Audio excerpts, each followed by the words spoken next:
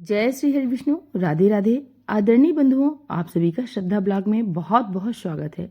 आज हम आपके लिए गंगा सप्तमी की पौराणिक कथा लेकर आए हैं। कथा पूरी सुनेगा, प्लीज चैनल को लाइक सब्सक्राइब जरूर कीजिएगा। आज गंगा सप्तमी है। गंगा सप्तमी का पर्व हर वर्ष वैशाख मास के शुक्ल पक्ष की सप्तमी तिथि को श्रद्धा और भक्ति के साथ मनाया जाता है। मानता है कि इस दिन माँ गंगा का स्वर्ग से पृथ्वी पर अवतरण हुआ था। इस पावन अवसर पर गंगा स्नान, जप, तप और दान पुण्य का विशेष महत्व होता है। यह दिन मोक्ष की प्राप्ति और पापों का नाश का प्रतीक माना जाता है। आइए सुनते हैं पौराणिक कथा। महाराज सगर के यज्ञ के अश्व का अपहरण इंद्र ने कर लिया था, जिसे खोजते हुए उनके पौत्र अंशुमान और 60,000 प्रजा पाताल लोक पहुंचे।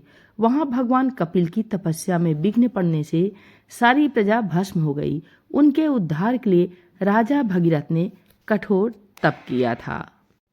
उनकी तपस्या से प्रसन्न होकर मां गंगा पृथ्वी पर अवतरित हुई।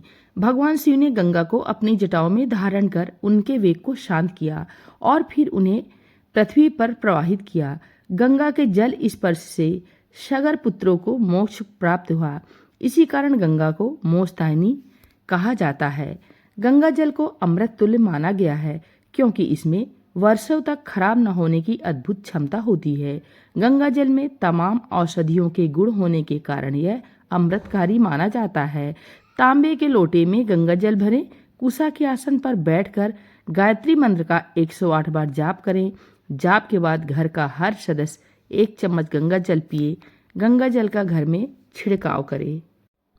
गंगा सप्तमी के दिन प्रातःकाल गंगा जल से स्नान करें या अपने स्नान के जल में 1 चम्मच गंगा जल मिलाए। इसके बाद माँ गंगा और राजा भगीरथ की पूजा करें। पूजा में पुष्प, दीप, धूप, अक्षत रोली और नैवेद्य अर्पित करें। फिर गंगा आरती करें और ओम नमः शिवाय अथवा गंगे चा यमुने चैव मंत्रों का जाप करें। हर सोमवार को शिवलिंग पर गंगा जल अर्पित करें। जल अर्पित करते समय या तो महामृत्युंजय मंत्र पढ़ते रहें या ओम नमः शिवाय का जाप करते रहें। मंत्र जाप के बाद शिव जी से आयु रक्षा और उत्तम सेहत की प्रार्थना करें। गंगा जल को हमेशा पवित्रता से रखें। इसे धातु के पात्र में ही संग्रह करें। गंगा जल को ईशान कोण यानी उत्तर पूर्व दिशा में सुरक्षित स्थान पर रखें। अपवित्र हाथों से इनका स्पर्श न करें। भगवान शिव की पूजा में गंगा जल का अवश्य प्रयोग करें और तांबा या पीतल के धातु में ही गंगा जल को संग्रह करें। बोले गंगा मैया की जय, भोलेनाथ भगवान की जय।